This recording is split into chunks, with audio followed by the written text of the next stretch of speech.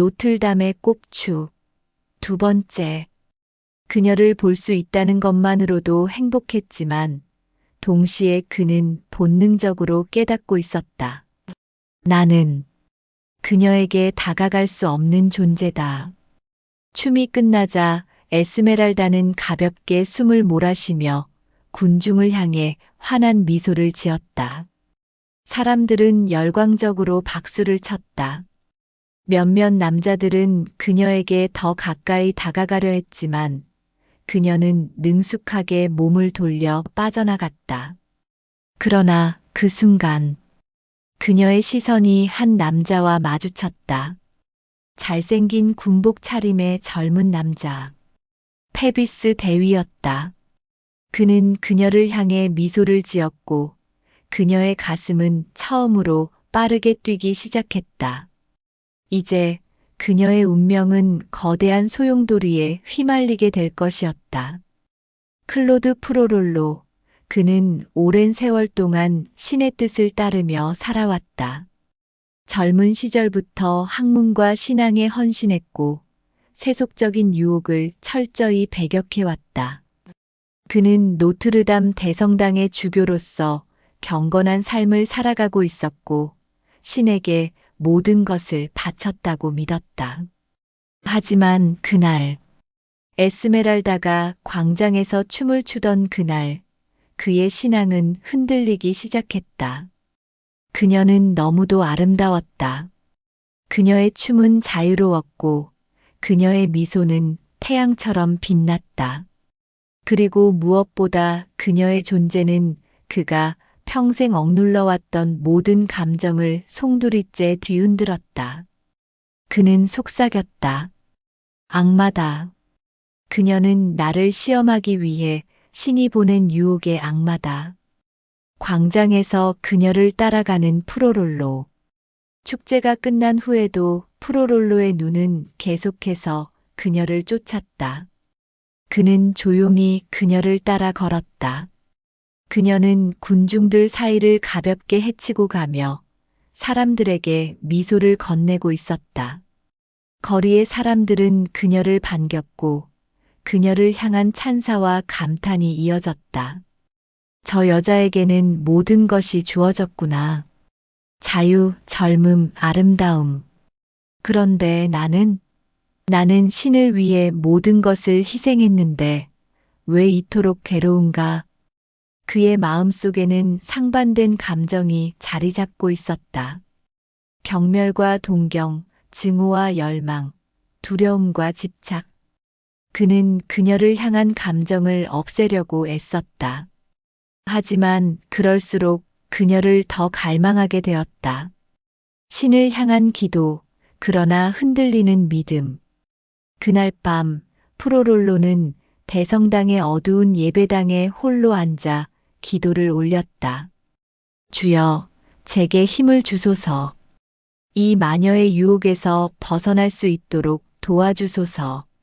그러나 그의 입술은 신을 부르고 있었지만 그의 머릿속은 온통 에스메랄다의 얼굴과 춤추는 모습으로 가득 차 있었다. 그는 괴로워하며 성경을 펼쳤다. 하지만 그 안에서 위안을 찾을 수 없었다. 그는 마침내 성경을 닫고 거친 숨을 내쉬며 중얼거렸다. 신이시여, 그녀를 없애주소서. 아니면 내 안에서 이 불길한 감정을 없애주소서. 하지만 그는 알고 있었다. 이 감정은 결코 사라지지 않을 것임을. 어두운 집착의 시작. 그날 이후 프로롤로는 에스메랄다를 향한 감정을 억누를 수 없었다. 그는 몰래 그녀를 따라다니고 그녀를 바라보았다. 그녀가 거리에서 춤을 출 때 그는 대성당의 그림자 속에서 그녀를 지켜보았다. 그녀가 웃을 때 그의 심장은 두려움과 함께 고통스럽게 뛰었다. 그녀가 다른 남자에게 미소를 보낼 때 그는 질투심에 몸을 떨었다. 특히 페비스 대위와 그녀가 함께 있는 모습을 보았을 때 그는 참을 수 없는 감정을 느꼈다.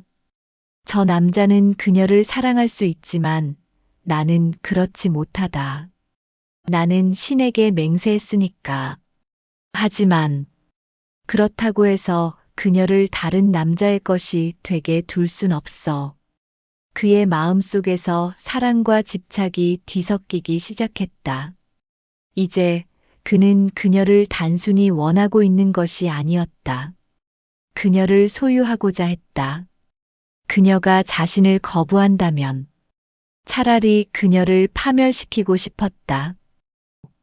프로롤로는 콰지모도에게 명령하여 에스메랄다를 납치하려 한다.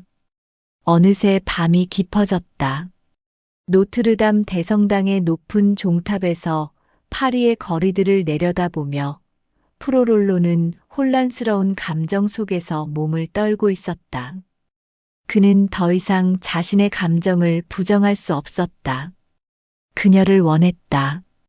그러나 그녀는 자신에게 관심조차 없었다.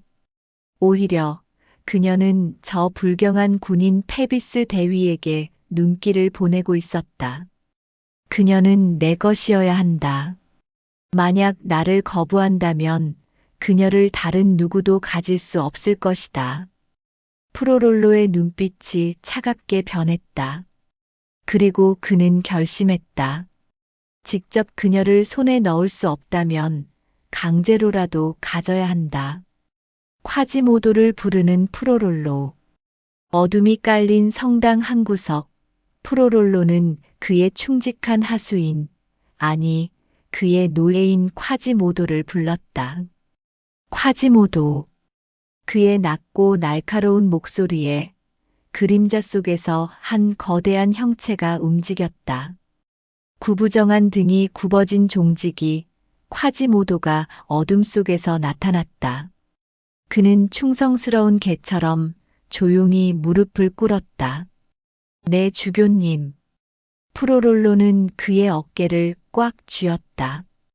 그의 손길은 차갑고 이상할 정도로 단단했다. 너는 나를 섬긴다. 그렇지? 그렇습니다.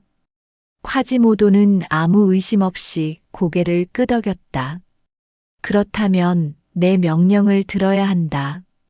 절대 거역해서는 안 된다. 콰지모도는 그의 말에 순순히 고개를 끄덕였다.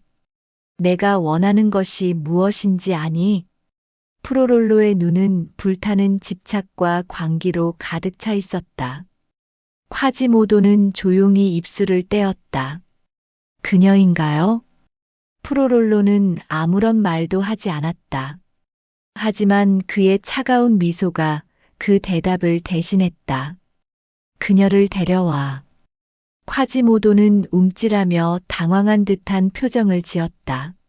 하지만 주교님, 그녀는 악마다. 프로롤로가 날카롭게 끊어 말했다. 그의 눈이 불타오르듯 광기에 휩싸였다. 그녀가 내 영혼을 뒤흔들고 있다. 나는 그녀를 구원해야 한다. 그러기 위해서 그녀를 데려와야 해. 콰지모도는 갈등했다.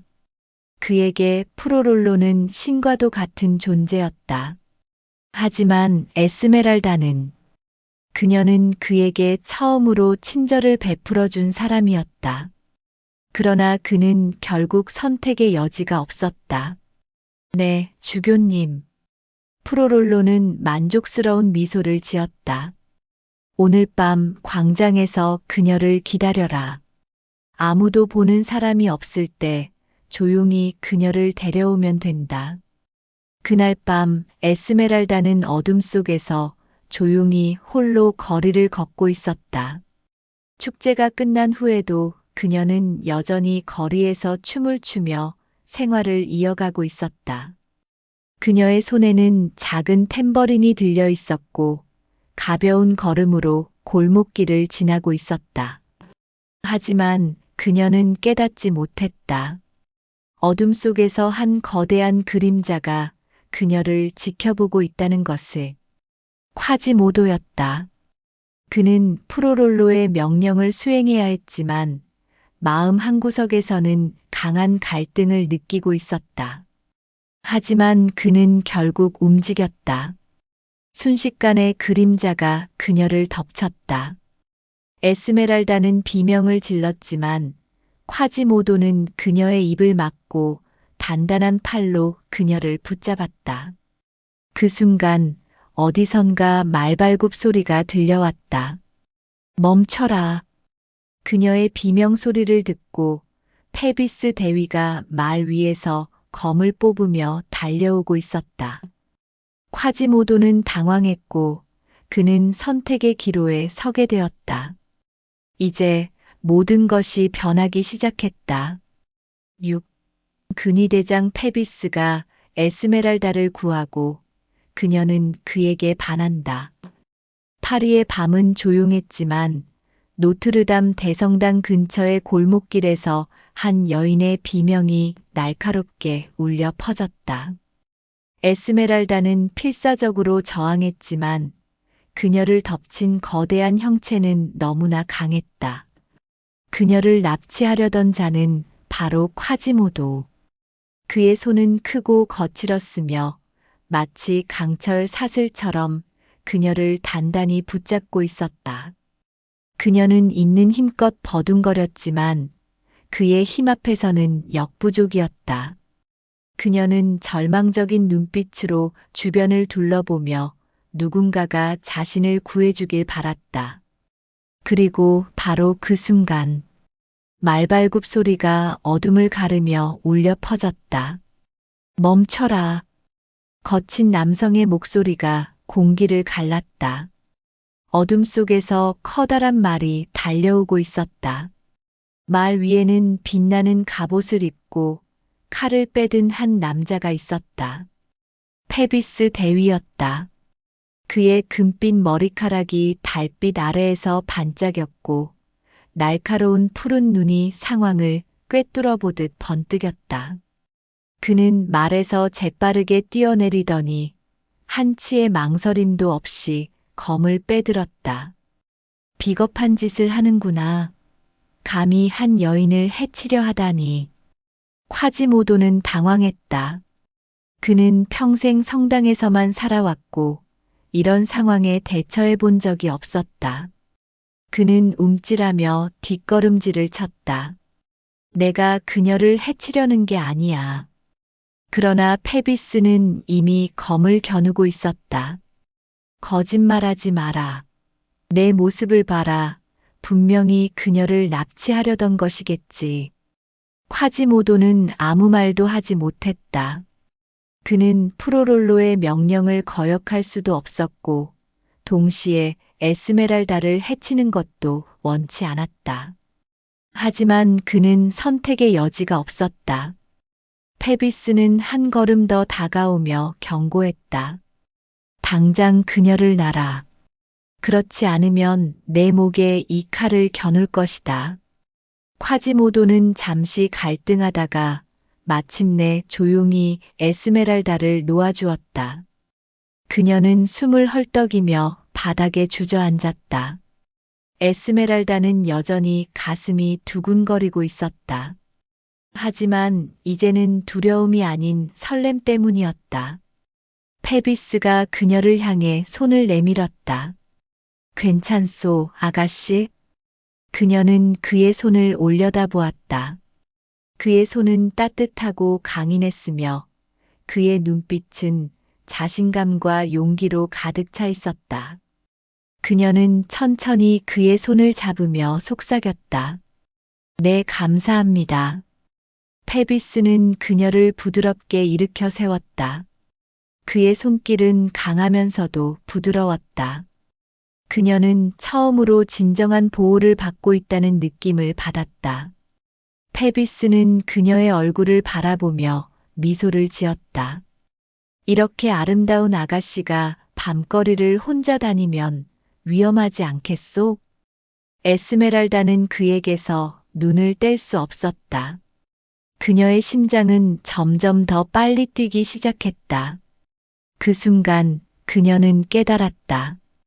그를 사랑하게 될지도 모른다는 것을. 하지만 이 모든 것을 지켜보는 한 남자가 있었다. 클로드 프로롤로.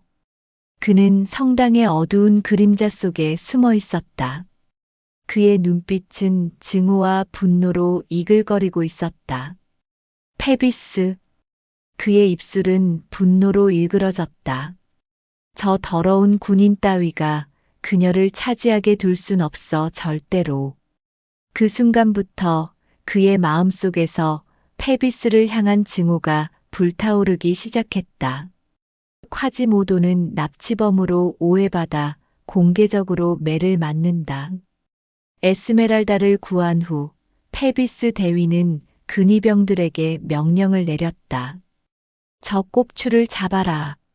콰지모도는 도망칠 수도 변명할 수도 없었다.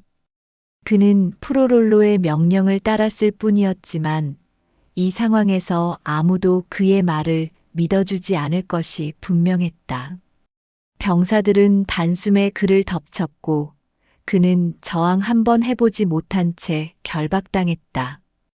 그가 마지막으로 본 것은 에스메랄다가 걱정스럽게 자신을 바라보는 모습이었다. 그녀는 자신이 그를 신고한 것도 처벌을 원한 것도 아니었다. 그러나 이제 그녀의 의사와 상관없이 콰지모도는 죄인으로 낙인 찍히고 말았다. 그를 기다리고 있는 것은 잔인한 공개 처벌이었다. 다음 날 아침 파리 시민들은 흥분에 들떠 광장으로 몰려들었다. 오늘 광장에서 꼽추가 벌을 받는다고 하네. 납치범이라지. 집시 여자를 데려가려 했대. 못생긴 얼굴만큼이나 마음도 악랄하군.